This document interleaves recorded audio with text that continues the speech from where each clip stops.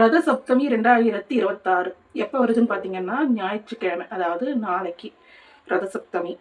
அதோட சிறப்பு என்ன அப்படிங்கிறத பற்றி இந்த வீடியோவில் முழுசாக பார்க்கலாம். அதாவது ரத சப்தமி இந்த நாளில் வந்துட்டு சூரியன் அவரோட தட்சிணாயன பயணத்தை முடிச்சுக்கிட்டு, அதாவது தெற்கு நோக்கிய பயணத்தை முடிச்சுக்கிட்டு வடக்கு நோக்கி பயணத்தை ஆரம்பிக்கிற நாள் தான் ரத சப்தமி அப்படின்னு சொல்லிட்டு சொல்லுவாங்க. இந்த விரதத்தை அனுஷ்டிக்கிறதுனால என்ன பலன் அப்படின்னு சொல்லிட்டு பார்த்தீங்கன்னா, வருத்தத்திற்கு ஆளாக மாட்டாங்க, பொருள் சார்ந்த லாபம் அடைவார்கள். உத்தராயண புண்ணிய காலத்துல வளர்பிறையில வர்ற சப்தமி திதினா ரத சப்தமி அப்படின்னு சொல்லிட்டு சொல்றாங்க. இதுல சூரியனோட தேர்ல இருக்க 7 குதிரைகள் வந்து தெற்குல இருந்து வடக்கு நோக்கி தன்னோட பயணத்தை ஆரம்பிக்கிறதா சொல்றாங்க. இந்த நாள்ல சூரிய உதயத்துல எழுந்து ஸ்நானம் பண்றது விசேஷம். அதுலேயும் வந்துட்டு 7 எருக்கம் இலை எடுத்து அந்த எருக்கம் இலையில சாணத்தில் பிள்ளையார் பிடிச்சி அருகம்புல், மஞ்சள், அட்சதை இதெல்லாம் வச்சு ஸ்நானம் பண்ணுவாங்க. இது மட்டும் இல்லாமல் ரதசப்தமி நன்னாளில் பண்ணும் தர்மங்களுக்கு பல மடங்கு புண்ணியங்கள் உண்டு. இந்த நாளில் தொடங்கும் தொழில் பல மடங்கு உயரும். பெண்கள் உயர்நிலையை அடைவார்கள். கணவனை இழந்த பெண்கள் வந்து இந்த விரதத்தை அனுஷ்டிப்பதன் மூலம் அடுத்த பிறவியில் அந்த நிலையை அடையாதவர்கள் ஆவார்கள். எதுக்காக இந்த விரதம் அனுஷ்டிக்கிறது அப்படின்னு சொல்லிட்டு பார்த்தீங்கன்னா, பீஷ்மர் வந்து அவர் விரும்பிய நேரத்தில் விரும்பின மாதிரி மரணத்தை அடையணும் அப்படிங்கிற அந்த வரம் வாங்கியிருந்தார். ஆனால் அவருக்கு வந்து அப்படி ஏற்படலை.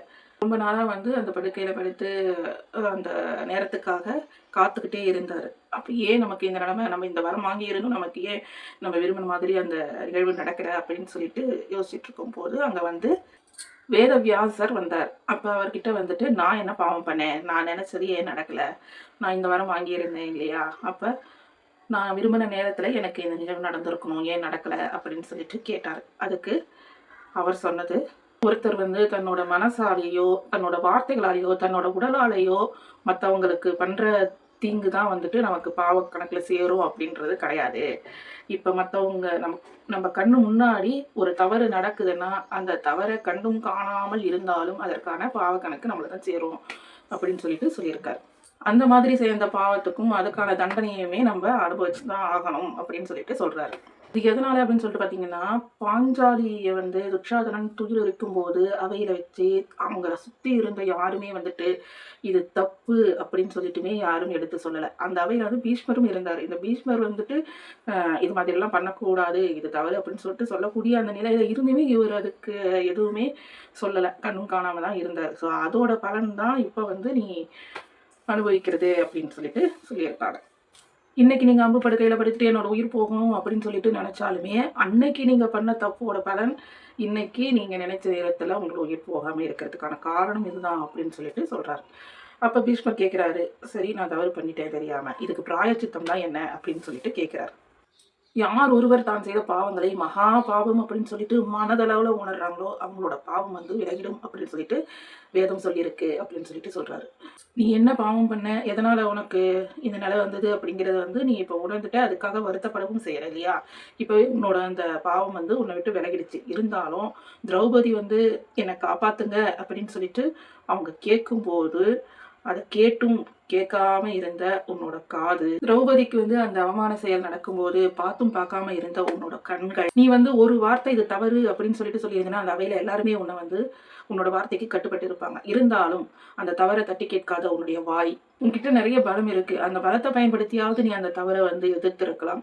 அந்த தவறை எதிர்க்காத உன்னோட தோள்கள், வாள் எடுத்து வீச்சியாவது நீ அந்த தவறை தடுத்திருக்கலாம். அப்படி பண்ணாத உன் கைகள், இருந்த இடத்துலேருந்து எழுந்திருக்காம அதே இடத்துலயே உட்காந்துட்டு இருந்த, அப்போ உன்னோட அந்த கால்கள், இது எல்லாமே பாவம் பண்ணியிருக்கு.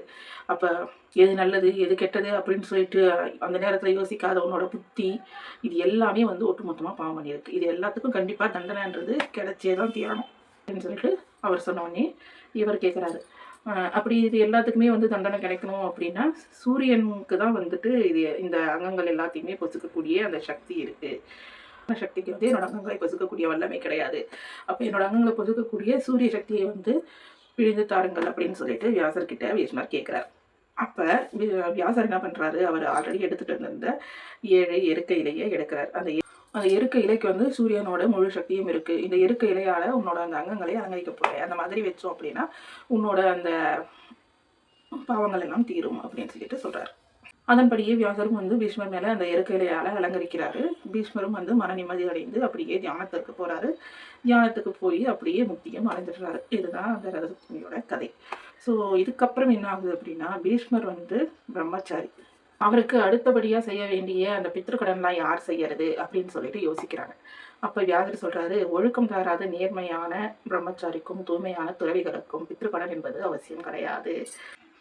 பீஷ்மர் வந்து தன் வாக்கு தவறாத தூய்மையானவர். இனி வருங்காலத்தில் பாரத தேசமே பீஷ்மருக்கு நீர்க்கடன் அளிக்கும். ரதசப்தமி அன்று தங்களோட உடல்ல எருக்க நிலையை வைத்துக்கொண்டு குளிக்கும் மக்கள் தங்கள் பாவங்களிலிருந்து தங்களை விடுவித்துக் கொள்வார்கள். அதோடு பீஷ்மருக்கு நீர்க்கடன் அளித்த புண்ணியமும் அவர்களுக்கு கிடைக்கும் என்று வியாசர் கூறினார். எனவே ரதசப்தமி அன்று விரதம் மேற்கொண்டு நீராடினால் தெரிந்தோ தெரியாமலோ சில பாவங்கள் நீங்கும். அதற்காக மென்மேலும் பாவங்களை செய்து அடுத்து வரும் ரதசப்தமியில் போக்கிக் கொள்ளலாம் என்று நினைக்கக்கூடாது. தவிர இந்த ரதசப்தமிக்கு அடுத்த நாள் அஷ்டமி திதி. இந்த அஷ்டமி திதியை பீஷ்மாஷ்டமி என்பர். அன்று புனித நீர்நிலைக்கு சென்று பீஷ்மருக்கான தர்ப்பணமும் நம்மில் வாழ்ந்த முன்னோர்களுக்காக பித்ரு பூஜையும் செய்தால் சுகமான வாழ்வு நிரந்தரமாக கிட்டும் என்பது நம்பிக்கை.